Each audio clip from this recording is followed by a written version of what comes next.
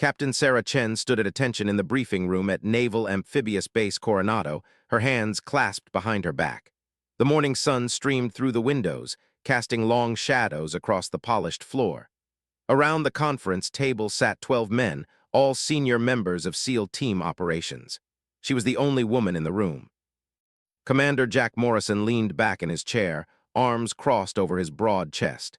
He was a legend in the SEAL community, 30 years of service, 3 combat deployments, and a reputation for running the tightest ship in the Navy. His gray eyes studied Sarah with obvious skepticism.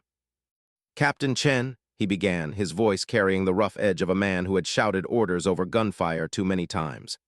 "I've reviewed your file. Top marks at the Academy, distinguished service in intelligence, expert marksman rating, very impressive." Sarah nodded once, sensing the but that was coming. "But," Morrison continued, "this isn't the Academy. This is Presidential Protection Detail, the most critical assignment in the entire United States military. When the President travels, lives are on the line. My men have trained together for years. They trust each other with their lives." "I understand, sir," Sarah replied, her voice steady. Lieutenant Derek Foster, a bull-necked operator with a thick Boston accent, snorted from his seat. "With all due respect, Commander, this is a mistake. We've never had a woman on presidential detail. It's not about being politically correct. It's about capability." Several other men nodded in agreement. Morrison held up a hand. "The decision comes from above, Lieutenant. The Secretary of Defense wants diversity in elite units. Captain Chen will be joining us for the President's visit to San Diego next week." Sarah felt the weight of their stares. She had faced doubt before through every step of her military career. As the daughter of Chinese immigrants who ran a small restaurant in Sacramento, she had grown up straddling 2 worlds. Her parents had wanted her to be a doctor or lawyer. Instead, she had chosen service, and she had excelled at every challenge placed before her. "I won't let you down, sir," she said firmly. Foster stood up, his chair scraping loudly against the floor. "This isn't some diversity checkbox exercise. When bullets start flying, I need to know the person next to me can handle it. No offense, ma'am, but you've never been in combat. You're a paper soldier." "That's enough, Foster," Morrison said, but his tone lacked conviction. Sarah met Foster's gaze directly. "You're right, Lieutenant. I haven't been in combat, but I've trained for it every day for 8 years. I've outshot most of the men on this base. And I'm here because I earned it, not because someone felt sorry for me." "Words are cheap," Foster muttered, sitting back down. Morrison pulled out a folder and opened it. "The President arrives in 6 days. He'll be speaking at the USS Midway Museum, then attending a private dinner at the Hotel del Coronado. Our team will provide close protection, working with Secret Service. Captain Chen, you'll be positioned as a counter-sniper, covering the museum's north perimeter." He slid a photograph across the table. It showed an aerial view of the museum and surrounding area. "This is a high-risk event. The President has received credible threats. Intelligence suggests a possible attempt during the public speech. We cannot afford any mistakes." Sarah studied the photo, her mind already calculating angles and sight lines. "Tomorrow we run drills," Morrison continued. "Everyone needs to be synchronized. Chen, you'll demonstrate your shooting capability. If you can't meet our standards, you're off the team. No exceptions." "Fair enough, sir," Sarah replied.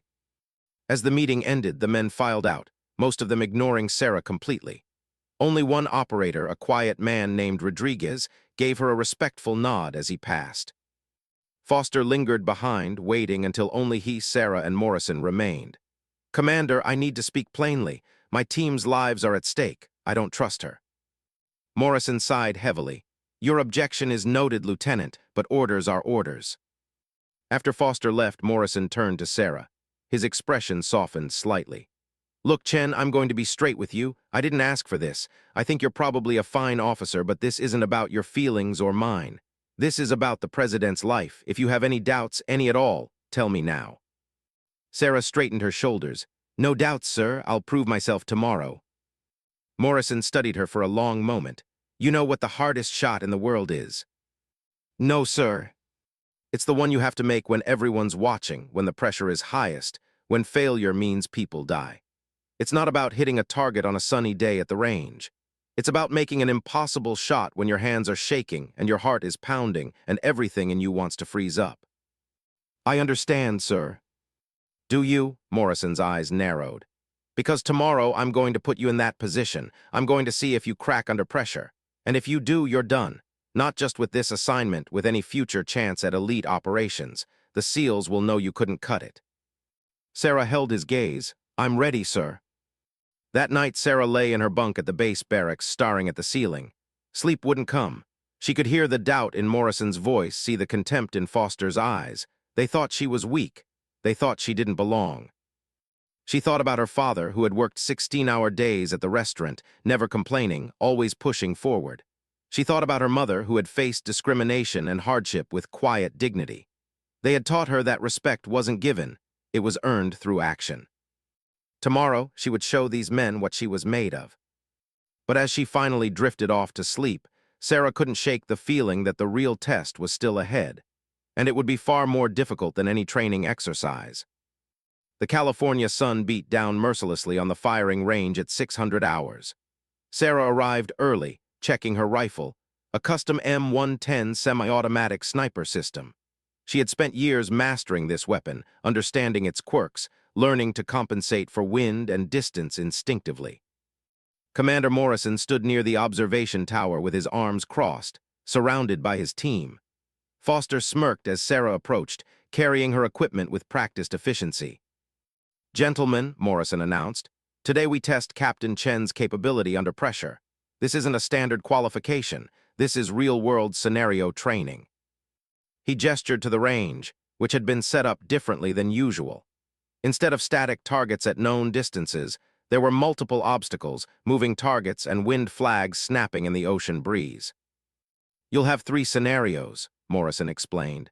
First, a standard long-range shot at 800 yards. Wind is gusting at 15 miles per hour, variable direction. Second, you'll engage multiple targets at varying distances in under 30 seconds. Third, we've created something special. Foster stepped forward with a tablet, unable to hide his satisfaction.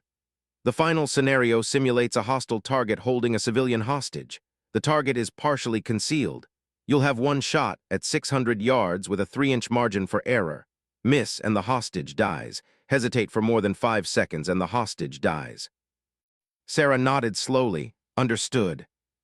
One more thing, Morrison added. We've installed audio simulation. You'll hear screaming, chaos, radio chatter, everything you'd experience in a real crisis. If you can't handle the pressure, we need to know now. Rodriguez, the quiet operator who had nodded to her yesterday, spoke up. Commander, that's not standard protocol. We didn't have to. She wants to be on this team, Foster interrupted. She needs to prove she belongs. Sarah set down her rifle case and began assembling her weapon. Her hands moved with practiced precision, checking the scope, adjusting the bipod, chambering around. She was aware of every eye on her, every whispered comment. $20 says she folds on the 3rd scenario, someone muttered. I'll take that bet, Rodriguez replied quietly. Sarah positioned herself at the firing line, settling into her prone position. The rifle felt like an extension of her body, familiar and reliable. She controlled her breathing, slowing her heart rate, entering the zone of absolute focus her instructors had taught her. Scenario 1, commence, Morrison's voice crackled over the loudspeaker. Sarah found her target through the scope, a silhouette 800 yards downrange. The wind was tricky, gusting from the southwest. She waited, feeling the rhythm of the wind, watching the flags. Then, in the brief moment of calm between gusts, she squeezed the trigger. The shot echoed across the range. Through her scope, Sarah watched the round strike center mass. Hit confirmed, came the spotter's voice. Morrison's expression remained neutral. Scenario 2. Multiple targets appeared at 400, 500, and 700 yards. Sarah transitioned smoothly between them, her breathing controlled, her movements efficient. She engaged all 6 targets in 23 seconds, every shot finding its mark. Several of the men shifted uncomfortably. This wasn't what they had expected. Lucky shots, Foster said to Morrison, though his voice lacked conviction. Scenario 3, Morrison announced. Live in 30 seconds. Sarah took a moment to center herself. This was the test designed to break her. She knew it. They knew it. The target appeared 600 yards out, a hostage scenario with a 3-inch kill zone. But worse than that, audio began blasting through speakers around the range. Screaming, gunfire, panicked radio traffic. "Take the shot, take the shot," someone yelled through the speakers. Sarah's finger rested on the trigger. The noise was overwhelming, designed to simulate the chaos of actual combat. Her hands began to tremble slightly. The crosshairs wavered over the target. 5 seconds, Morrison's voice cut through the chaos. Sarah closed her eyes for one heartbeat, blocking out everything. She heard her father's voice. "Patience and precision, Sarah, never rush quality work." She opened her eyes, found the target, compensated for wind, and fired. The simulation stopped. Silence fell over the range. "Target down," the spotter confirmed. "Clean kill, hostage safe." For a long moment, nobody spoke. Then Rodriguez started clapping. Slowly, one by one, some of the other operators joined in. Not everyone. Foster stood stone-faced, but enough. Morrison walked over to where Sarah was packing up her rifle. "That was good shooting, Captain." "Thank you, sir." "But Foster's right about one thing," Morrison continued, his voice low. "You've never been in actual combat. Training and reality are different. When someone is shooting back, when lives are actually on the line, everything changes." Sarah straightened, meeting his eyes. "Then I guess we'll find out in 5 days, sir." Morrison almost smiled. "I guess we will." Over the next 4 days, Sarah trained alongside the team. The hostility began to thaw, at least with some of them. Rodriguez became friendly, sharing tips about the specific challenges of protecting the president in public spaces. A few others warmed up, impressed by her professionalism and skill. But Foster remained antagonistic, questioning her decisions, making snide comments about diversity hires just loud enough for her to hear. Sarah ignored him, focusing on the mission. She studied the USS Midway Museum layout obsessively, memorizing every angle, every potential threat position. The night before the president's arrival, Morrison gathered the team for a final briefing. "Intelligence has updated the threat assessment. We now have specific chatter about a planned attack during the speech. Secret Service is advising cancellation, but the president has refused. He says it's important to show strength, not fear." Morrison pulled up surveillance photos on the screen. "We believe the threat is a lone wolf operator, possibly former military, extremely skilled. He's made threats about striking the head of the serpent. We take this seriously." "Counter-sniper positions?" Sarah asked. "You'll be on the north tower of the museum, 60 feet up, covering the plaza and surrounding buildings. Foster's team will be on close protection. Rodriguez will be spotting for you." Foster shook his head. "Commander, with respect, shouldn't our best shooter be in that position?" Morrison's jaw tightened. "Captain Chen is our best long-range shooter. The numbers don't lie, Lieutenant." "Numbers aren't bullets," Foster shot back. "Enough," Morrison said firmly. "Positions are assigned. We execute as planned. Any questions?" Sarah raised her hand. "Rules of engagement, sir. Any hostile action toward the president, you are weapons-free. But remember, there will be thousands of civilians in that plaza. No collateral damage. 1 shot, 1 kill. Make it count." That night, Sarah barely slept again. She lay in the darkness, running scenarios in her mind. What if Foster was right? What if she froze when it really mattered? But then she remembered the shot at the range, the moment of clarity when everything else fell away. She had made impossible shots before. She would make them again. As dawn broke over San Diego, Sarah dressed in her tactical gear, checked her weapons, and headed to the USS Midway Museum. The President of the United States was coming to town. And somewhere out there, someone was planning to kill him. The USS Midway Museum sat majestically in San Diego Bay, a massive aircraft carrier turned floating museum. Its flight deck, where jets once launched into combat, would today serve as the stage for the president's speech. Thousands of people had already begun gathering in the plaza below, waving flags and holding signs. Sarah climbed the narrow ladder to her position on the north tower, carrying her rifle and equipment pack.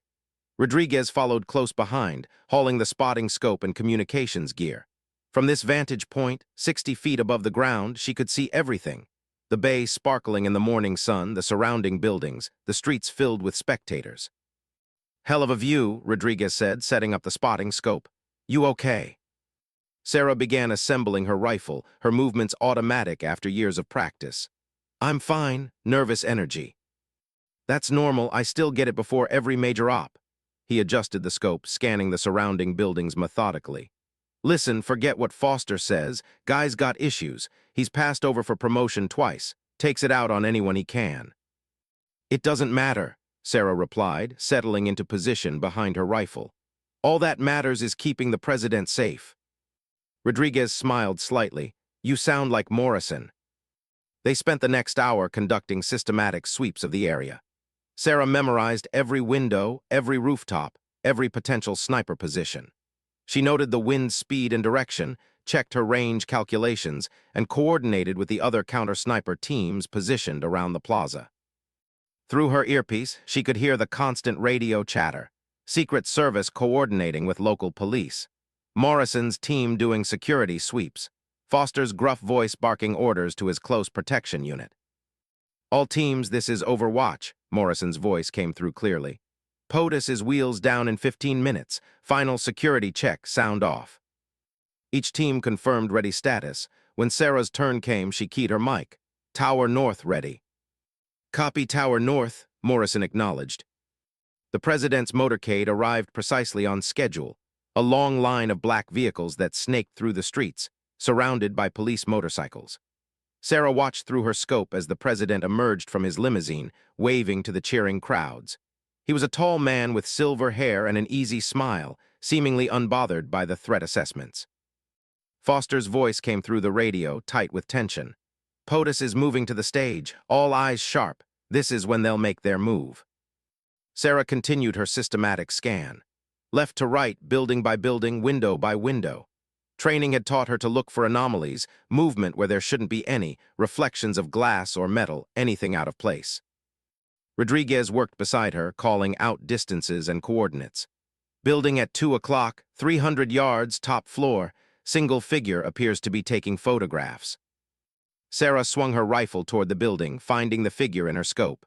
Confirmed, press credentials visible, no threat.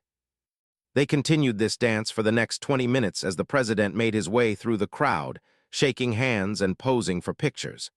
Sarah felt sweat trickling down her back despite the cool ocean breeze. Her finger rested lightly outside the trigger guard, ready but not tense. Finally, the president climbed the steps to the podium on the carrier's deck.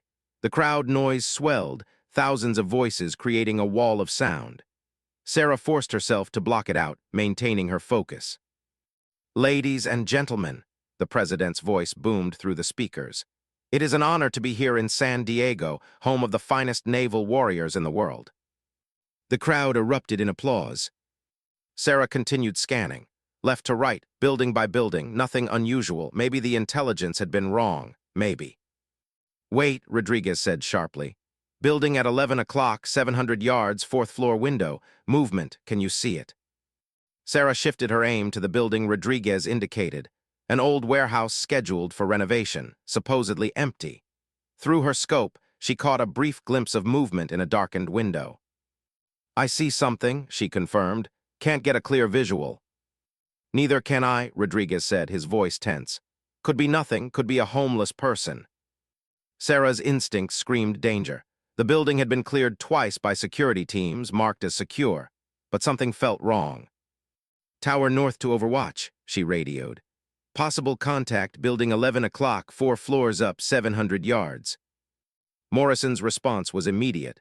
Copy, Tower North, can you confirm hostile intent?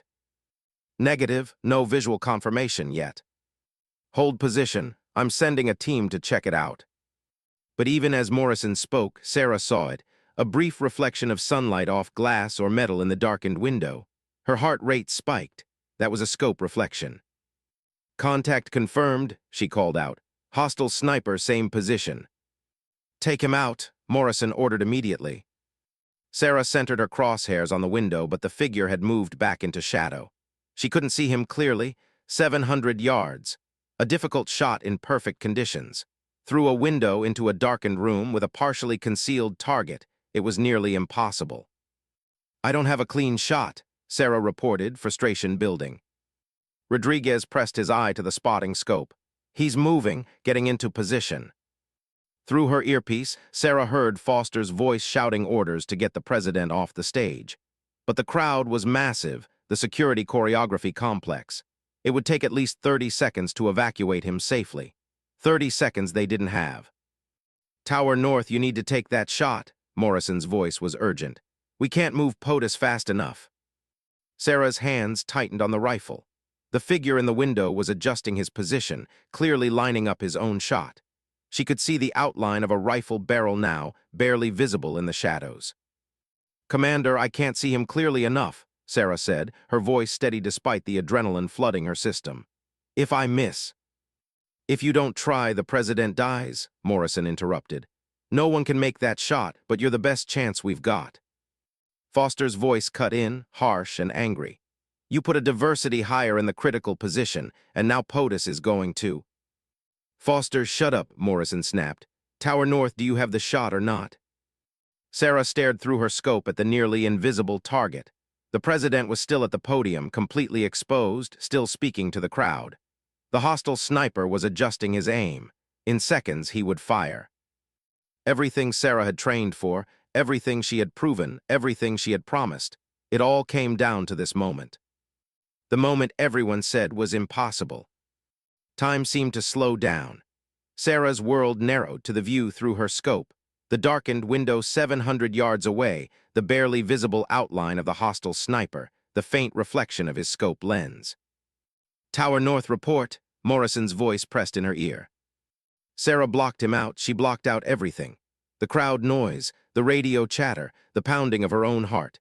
She entered a state of absolute calm, a place she had trained herself to reach where doubt and fear couldn't follow. The wind was gusting at 12 miles per hour left to right. The bullet would drift. She compensated mentally, adjusting her aim point slightly left of where she could barely see the target. The hostile sniper was settling into his final position. Through the darkness of that fourth-floor window, Sarah caught another brief reflection. He was looking through his scope now, aiming at the president. Rodriguez's voice, barely a whisper, he's getting ready to fire. Sarah took a breath, let it out slowly. Her finger moved to the trigger, 700 yards through a window into a darkened room at a partially concealed target. The SEAL commander had said no one could make that shot. Maybe he was right. But Sarah squeezed the trigger anyway. The rifle bucked against her shoulder. For what felt like an eternity but was really only a second, the bullet flew through the air. 700 yards, through the window glass, into the darkness. Through her scope, Sarah saw the hostile sniper jerk backward and disappear from view. Target down, Rodriguez confirmed, his voice shaking slightly. Holy God, you got him. Radio chaos erupted in Sarah's ear. Morrison shouting orders, Foster's team rushing the president off stage. Secret Service moving in all directions, but Sarah kept her rifle trained on that window, watching for any additional movement. Tower North to Overwatch, hostile neutralized, Sarah reported, her voice surprisingly steady. Requesting ground team confirmation. Copy Tower North, Morrison replied. Ground team moving to verify, hold position. Sarah didn't move. Her rifle remained locked on target, her breathing controlled, every muscle ready to fire again if needed. Beside her, Rodriguez was scanning the surrounding buildings for additional threats. Clear from my angle, he said. I think you got him. I think you actually got him. 3 minutes later, Morrison's voice came through the radio, carrying a note of disbelief. Ground team confirms kill. Hostile down. Single shot center mass. Tower North, that was. He trailed off, seemingly unable to find words. Impossible, Foster's voice finished, but now it carried something different than contempt.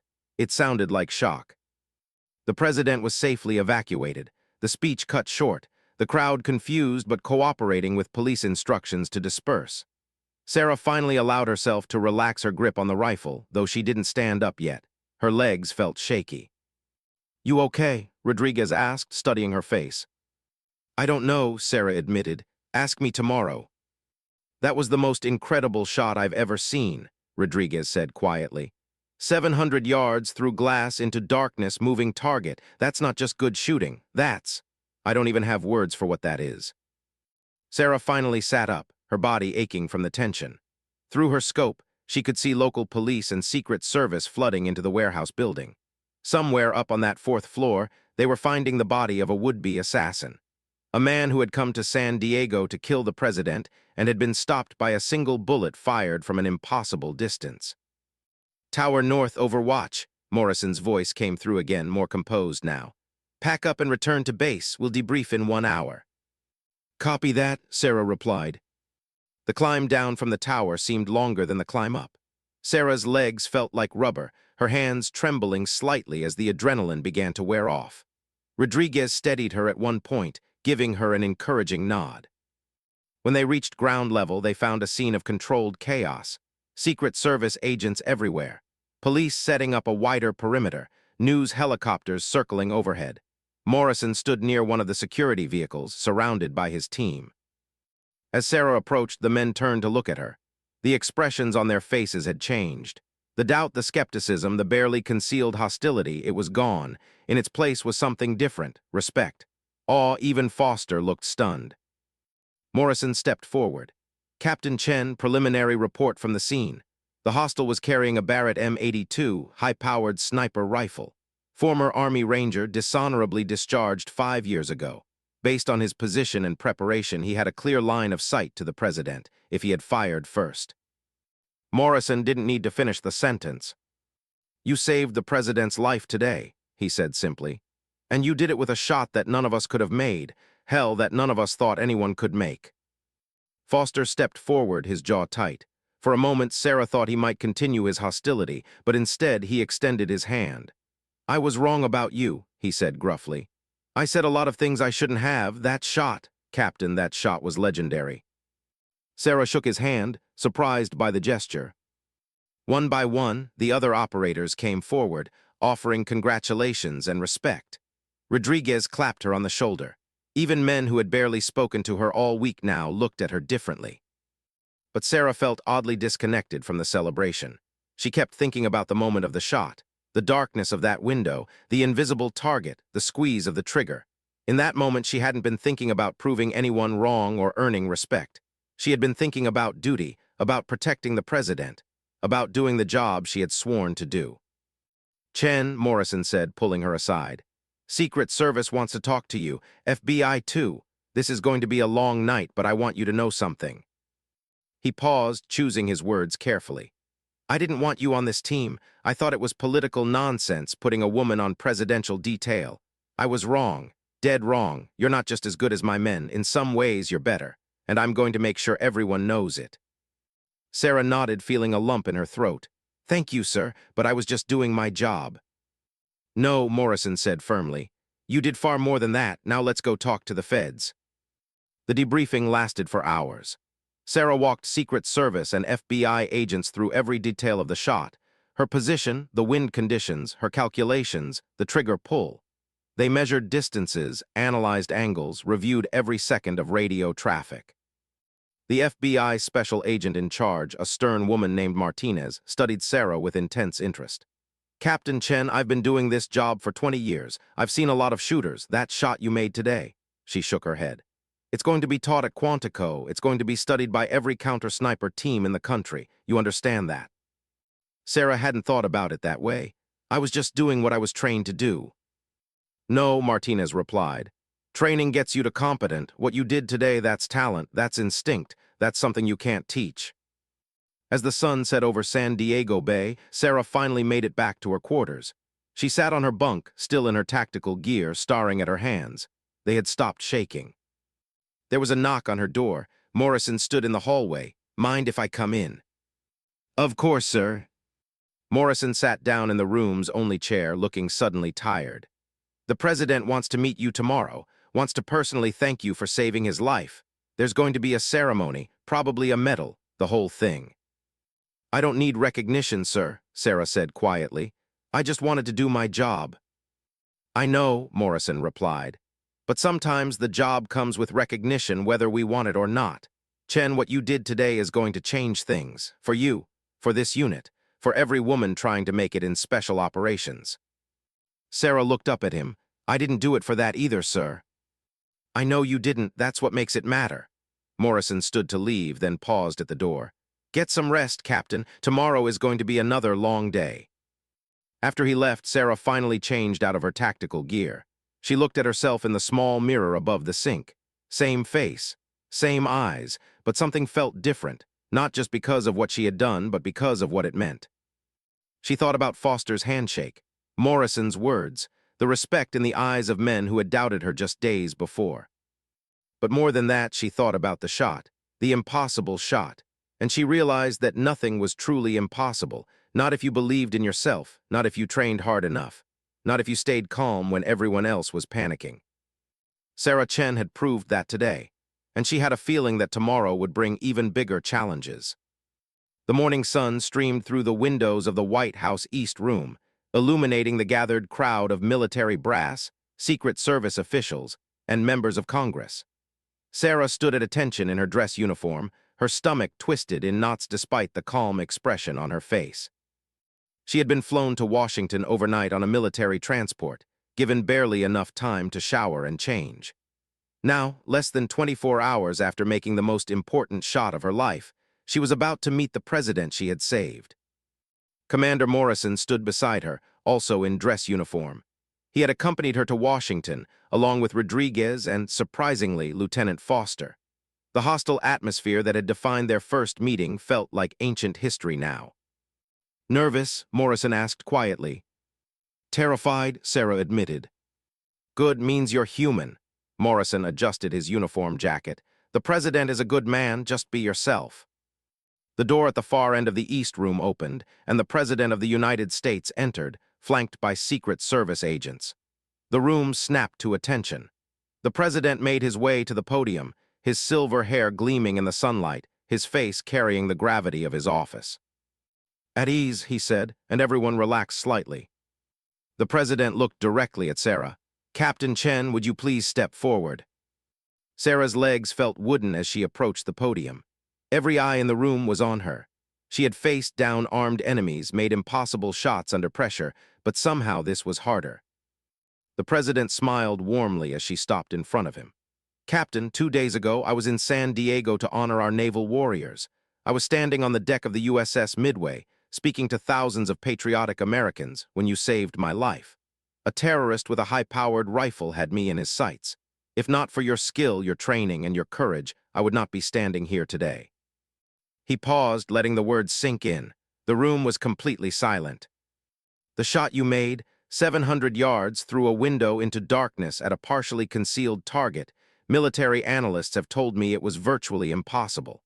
The probability of success was calculated at less than 5%. And yet, when the moment came, when lives hung in the balance, you didn't hesitate. You made the shot. The president picked up a blue box from the podium. Captain Sarah Chen, by the authority vested in me as President of the United States and Commander-in-Chief of the Armed Forces, I hereby award you the Defense Distinguished Service Medal for extraordinary heroism and exemplary service to the nation. He opened the box, revealing the medal inside, a gold medallion suspended from a blue and white ribbon. The president carefully pinned it to Sarah's uniform, then stepped back and saluted her. Sarah returned the salute, blinking back unexpected tears. The president leaned in closer, speaking quietly enough that only Sarah could hear. My daughter is 12 years old. She's been following your story on the news. You know what she said to me this morning. Sarah shook her head. She said, Dad, when I grow up, I want to be like Captain Chen. Thank you, Captain, not just for saving my life, but for showing young women across this country what's possible. The room erupted in applause. Sarah stood there, overwhelmed, as the president shook her hand warmly. After the ceremony, there were photographs and interviews. Sarah posed with the president, with Morrison's team, with various officials. The media had already dubbed her the woman who made the impossible shot, and her story was spreading across every news channel. But it was later, in a quiet corridor of the White House, that the most meaningful conversation took place. Commander Morrison found Sarah standing alone, looking at a painting of a naval battle. Chen, got a minute? Of course, sir. Morrison handed her a folder. Official orders. You're being transferred to SEAL Team 6 as a permanent counter-sniper specialist. It's the most elite assignment in the military. You'll be training with the best operators in the world, handling the most sensitive missions. Sarah stared at the folder, hardly believing it. Sir, I don't know what to say. Say yes, Morrison replied with a slight smile. Look, I'll be honest. When you were first assigned to us, I saw you as a liability. I thought the brass was playing politics, sacrificing operational effectiveness for public relations. He shook his head ruefully. I was an idiot. You didn't just prove you belonged, you proved you were exceptional. And more than that, you showed me something I had forgotten, that skill and courage aren't about gender. They're about character. Sarah felt her eyes getting wet again. Thank you, sir. That means more than you know. There's something else, Morrison continued. Foster wants to talk to you. He's waiting in the next room. Sarah found Lieutenant Foster standing by a window, his massive frame silhouetted against the afternoon light. He turned as she entered, his expression unreadable. Captain Chen, he said formally. Then he sighed heavily. Look, I need to apologize, really apologize, not just for doubting your ability, but for being a complete ass about it. Lieutenant, let me finish, Foster interrupted. I grew up in a world where SEALs were the toughest, meanest, most capable warriors on Earth, and in my mind, that was always going to be men. When you showed up, I felt like something sacred was being violated, like they were lowering the standards just to make headlines. He rubbed his face with one massive hand. I was wrong. You didn't just meet the standards, you exceeded them. That shot you made. He shook his head in wonder. I've been doing this for 15 years. I couldn't have made that shot. Maybe 1 in 100 operators could have made that shot, but you did. Foster extended his hand. I'd be honored to serve with you, Captain, for real this time. Sarah shook his hand, seeing genuine respect in his eyes now. I appreciate that, Lieutenant, and I understand where you were coming from. Change is hard, especially in a tradition-bound organization, but maybe some changes make us stronger. Maybe they do, Foster agreed. Rodriguez and I have been talking. We think you should run the counter-sniper training program at Coronado. You've got skills that need to be taught, and you've got the credibility now. Every operator in the teams will respect you. The suggestion surprised Sarah. I'll have to think about that. Do, Foster said. You could change how we train an entire generation of operators. That shot you made, there are techniques there, mental approaches that could save lives in the future. Don't keep that knowledge to yourself. After Foster left, Sarah stood alone, processing everything that had happened in the last 48 hours. From doubt and hostility to a medal from the president. From being called a diversity hire to being offered a position on SEAL Team 6. From proving herself on a firing range to saving the president's life. But as she stood there in the White House, Sarah thought about something her mother had told her years ago when she first announced her intention to join the military. Sarah, her mother had said in Mandarin, you will face people who think you don't belong. They will doubt you because you're a woman. They will doubt you because you're Chinese. They will doubt you for 1,000 reasons. Your job is not to argue with them. Your job is to be so good they cannot ignore you. That's exactly what Sarah had done. And now, standing in the halls of power, wearing a medal she had earned with an impossible shot, she understood something profound. She hadn't made that shot to prove she belonged. She had made it because it was her duty, because someone needed to protect the president, and she happened to be the person in position to do it. The recognition, the respect, the medal, those were just byproducts of doing the right thing at the right time. That evening, Sarah called her parents from her hotel room. Her father answered, and she heard his voice catch when she told him about the ceremony. Your mother and I watched on television, he said, his accent thick with emotion. We saw you with the president. We are so proud, Sarah, so very proud. Thanks, Dad, Sarah said softly. You remember what I always told you, about working in the restaurant. Patience and precision, Sarah recalled. Never rush quality work. That lesson applies to everything, her father said. You were patient, you were precise, and when the moment came you did not rush, you did quality work, the most important quality work. After hanging up, Sarah sat on the edge of her bed, still in her dress uniform, the medal resting in its box on the nightstand. In a few days, she would return to Coronado. She would accept the position on SEAL Team 6. She would probably take Foster's suggestion about training the next generation. But tonight, she was just Sarah Chen, the daughter of immigrants, the woman who had been doubted and underestimated, the soldier who had made an impossible shot when it mattered most. Her phone buzzed with a text message from Rodriguez. Breaking news, they're calling you the most deadly shot in military history. Thought you should know. Also, Morrison wants to know if you can teach the rest of us how to do what you did. We all agreed that's probably impossible, but figured we'd ask anyway. Sarah smiled and typed back, Nothing's impossible if you believe in yourself. See you back at base. She set down her phone and walked to the window. Washington, D.C. stretched out before her, the monuments lit up against the night sky. Somewhere out there, young women were watching the news, reading about her story, seeing that barriers could be broken. But Sarah knew the truth. She hadn't broken any barriers. She had simply done her job with excellence, regardless of what anyone thought about her gender, her background, or her right to be there. And in doing so, she had proven the most important lesson of all. Capability isn't about what you are. It's about who you are. The SEAL commander had said no one could make that shot. Sarah Chen had proven him wrong. And in doing so, she had changed everything.